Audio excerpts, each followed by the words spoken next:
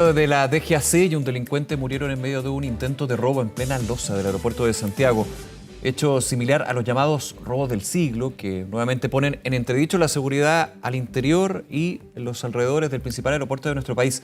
Vamos a profundizar en este tema, para eso nos acompaña el experto en seguridad, Pedro Valdivia. Pedro, un placer. Gracias por acompañarnos. Buenos días. Buenos días. Gracias por la invitación. Ahora, hay una investigación, evidentemente, se están haciendo las pericias correspondientes a lo que fue el robo frustrado el día de ayer, a diferencia de otras ocasiones, si no me equivoco, 3, donde efectivamente se concretaron robos en el aeropuerto de Santiago. Ahora, Pedro, con su experiencia y los antecedentes que se manejan, ¿cuál evalúa usted que son los puntos claves de lo que sucedió ayer durante la mañana? Bueno, fundamentalmente que se mantienen ausencia de medidas de seguridad de acuerdo al riesgo que se quiere proteger.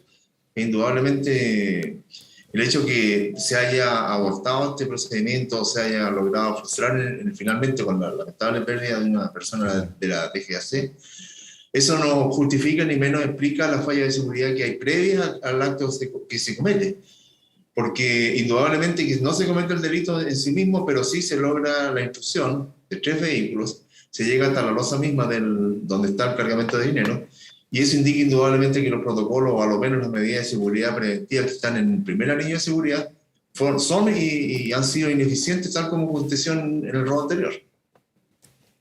Claro, en ese punto, Pedro, ayer lo decía el director general de la DGAC, fue un robo frustrado porque finalmente no se logró traspasar el segundo, no sé si el concepto será el correcto, pero anillo de seguridad o la segunda barrera. Ahora, con los antecedentes, insisto, que se manejan porque hay toda una investigación que está en curso, una reja, una persona que está de guardia solamente en ese primera gran barrera de seguridad, ¿uno podría ver deficiencia en ese punto? ¿Cómo lo ve usted?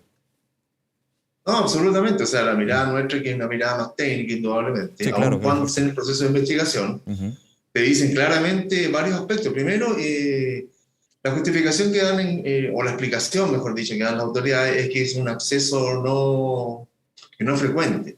Pero finalmente es un acceso. Entonces, técnicamente, desde el punto de vista de seguridad, acceso es un lugar por donde tú puedes entrar. Es como de perogrullo. Claro. Y para ese lugar donde tú puedes entrar tienes solamente un vigilante. Indudablemente que el riesgo que implica la condición general del aeropuerto, porque no estamos hablando solamente de los 30 millones de dólares, sino que estamos hablando incluso de la seguridad patrimonial, de la seguridad de los aviones, de la prevención de los atentados, la prevención de actos de sabotaje. Hay un sinnúmero de variables que influyen en la seguridad de un aeropuerto. Entonces, cuando tú en un cierre perimetral que ya es ineficiente, porque ya ha quedado absolutamente demostrado, hay que recordar que en el primer caso que hubo, donde hubo un recorrido incluso mayor que este, sí, por el medio de las pistas, lo que se vulneró fue un candado común y corriente, ni siquiera era un candado de seguridad. claro. En esta oportunidad lo que se vulnera es la reducción de un vigilante, que si bien es cierto está armado, no conozco la carita específicamente, pero ya está solo, y está ubicado en un lugar solo, donde fácilmente, indudablemente, por una cantidad de delincuentes como la que se supone participó en este delito, iba a ser reducido. Para eso hay medidas de mitigación en cuanto a seguridad perimetral que son muy eficientes, o sea, una garita blindada, alejamiento del lugar del perímetro, un perímetro asegurado para evitar los actos de irrupción mediante actos de alunizaje, como nosotros lo conocemos, para que la gente lo entienda claramente. O sea, hay varias medidas de mitigación en ese primer anillo de seguridad, que es el perímetro, que evitan el ingreso de las personas o de los delincuentes o de los terroristas, de acuerdo a lo que estemos planteando, para llegar al objetivo final. Esa es la primera falla. Ahora, todo lo que viene después, la circunstancia de que el vigilante se puede haber soltado de sus amarras, las fallas, en este caso, entre comillas, de seguridad de los propios delincuentes, esos son elementos anexos que nada mitigan lo que realmente ocurrió y que finalmente terminó con la pérdida de una vida humana. Claro, lo que se lamenta finalmente, justamente. Déjeme quedarme con lo que usted decía, Pedro, es bien interesante esas primeras medidas de mitigación, porque uno entendería también que, además de evitar el robo, deben ser disuasivos de que se cometa este tipo de delito. O sea, complicar aún más la posibilidad de que haya un ingreso al aeropuerto evitaría justamente este tipo de situaciones. Y si uno ve una reja y una garita, pensaría que el disuasivo es bastante leve. Es así uno lo que puede deducir, ¿no? Absolutamente leve, sí. En el tema de la a lo que voy es que habría que evitar que ingrese al aeropuerto y que finalmente termine en un intercambio de balas. Ese es el punto. Exactamente, sí, esa es la combinación del derecho. Yeah. Por eso que insisto, desde el punto de vista de lo que tenemos una mirada técnica Sí, claro. de lo que ocurrió ahí, indudablemente que hay una mirada crítica de lo que ocurrió, porque la disuasión es parte del sistema de prevención. O sea, el delito definitivamente, indistintamente cual sea, un grave de esta naturaleza como cualquier otra, o sea, es un enfrentamiento que hay entre el bien y el mal, por decirlo así filosóficamente, pero también una situación de conflicto entre el delincuente que quiere ver cómo cometer un delito y el costo de que ello lo significa.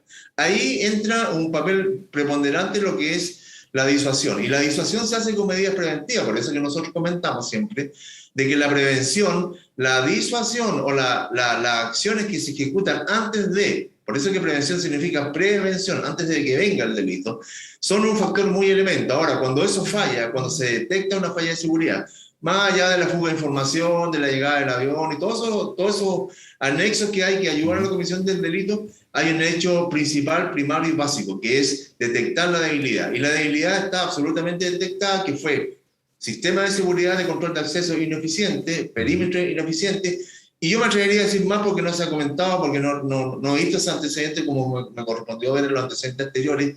¿Qué pasó con el sistema de videovigilancia? Ya. Porque el sistema de videovigilancia tiene la posibilidad instantánea de poder contrarrestar una acción de intrusión. Esto a través de Hay emitir una muchos elementos alerta. técnicos hoy día, o sea, hay muchos elementos técnicos hoy día que te impiden ingresar a un determinado lugar en control remoto. O sea, incluso yo te atrevo a decir que en la seguridad de los grandes aeropuertos, e incluso en Chile lo vemos en muchas instalaciones, tú ni siquiera necesitas ese vigilante en ese control de acceso. Todo lo puede hacer remotamente con sistemas tecnológicos eficientes, por supuesto, como son barreras neumáticas que se eleven, el sistema perimetral asegurado por el interior, video de vigilancia que te detecten en forma oportuna para poder detectar, etcétera, etcétera. O sea, hay muchas situaciones que necesariamente son muy relevantes en el tema de la seguridad, pero que finalmente cuando no se cumplen los estándares, el delincuente fácilmente lo detecta, o para no decirlo tan fácilmente, pero lo logra detectar, y logrando detectar la debilidad, indudablemente que su delito va a tener muchas más facilidades para ser cometido. Claro, ahí se habla de las fallas de seguridad o las brechas donde finalmente pueden ingresar. Usted también comentaba, aquí hay una investigación, hay que ser súper cuidadoso en ese sentido, pero claramente uno podría entender que saber la hora, el lugar y que va a haber dinero involucrado de cuantía importante, 26.000 millones de pesos. Aquí siempre se habla de que los datearon o el dato, porque también en términos de la planificación se nota que hay una planificación y lo han dicho las autoridades. Eso evidentemente tendrá que ser investigado, pero hay brechas también en la información y la logística que se utiliza para algo tan relevante como es el manejo y el transporte de dinero dentro del aeropuerto, ¿no? Claro, ahí también hay varias cosas que revisar, yo creo, como experiencia, porque en definitiva la crítica que tiene que ser constructiva. El Claro, problema claro. es que es tercera vez, lo que pasa es que es tercera vez, y esto más allá de la plata que se pudo haber robado, y obviamente la tremenda lamentación que hay que hacer de la persona que falleció en el lugar, que además es una persona ejemplar, hay que ver las consecuencias. Hay varias consecuencias. Una, las consecuencias que tienen como imagen internacional en el aeropuerto, que tenemos que recordar desde que el año 2011, cuando ocurre la situación de las Torres Gemelas, hay toda una dinámica de nivel de exigencia para todos los aeropuertos, ya sea aeropuertos o puertos, lugares donde se hacen salidas o entradas desde el país, particularmente hacia Estados Unidos. Ese es un tema central que es importante, que no se señala, pero que tiene una consecuencia. Y en segundo término, yo diría de que hay algunas medidas que uno realmente desde el punto de vista de la seguridad no le encuentra mucho sentido. Como por ejemplo, la situación de que los vigilantes de un transporte de valores tengan que dejar sus armas antes de ingresar. Ya. Entonces, yo creo que, me imagino que la persona que puso esta norma en algún minuto, en el reglamento interno que tiene la DGAC, pensó de que va a llegar a un vigilante que viene armado y que va a cometer el mismo asalto, lo cual es factible y lo cual ha ocurrido en algunas otras oportunidades. Claro. Pero la tecnología que hay hoy día para autoidentificar a una persona que ingresa en estas características de un transporte de valores, Pedro, son extremadamente eficientes, por lo tanto eso hay que descartarlo. Y además, si yo dejo el arma ahí, claro, igual podría llegar un arma en el camión, o sea, de ahí partimos mal. obviamente. En Y ese segundo punto, término, perdón. para terminar esta parte, Sí, sí, por porque es favor. importante también, el hecho de que el terreno tal como ocurre en los puertos, porque esta es la visión que hay desde la seguridad privada, la situación de los puertos y lo de los aeropuertos,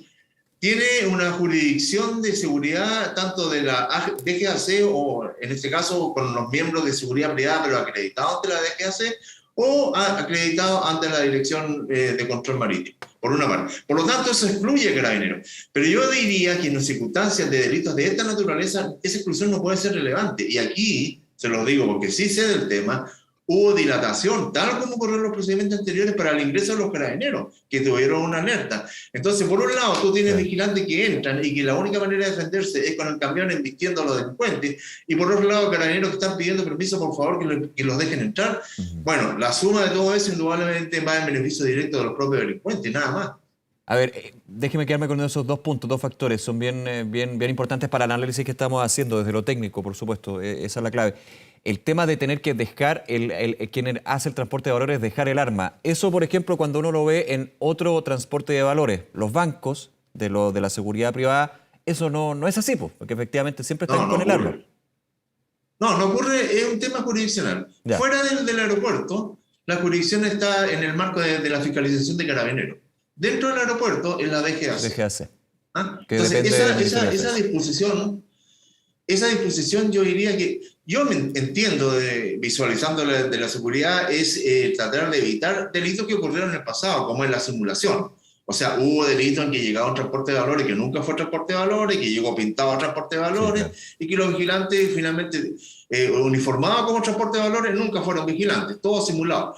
Pero eso era en el pasado. La tecnología de hoy día te permite identificar vehículos con encargos por robo, con una lectora de patente, por ejemplo, y casi de una manera instantánea, en coordinación con Carabineros, identificar a las personas, biométrica, por iris, una serie de identificaciones que lo hacen las propias cámaras, ni siquiera tiene que salir una persona a identificar a la persona. O sea, tecnología hay más que suficiente para disminuir los riesgos, porque insisto, en el tema de la seguridad lo que se trata es de controlar los riesgos, nunca los vamos a eliminar, pero en la medida que nosotros bajemos los riesgos, disminuimos las amenazas y los delitos son más difíciles de cometer.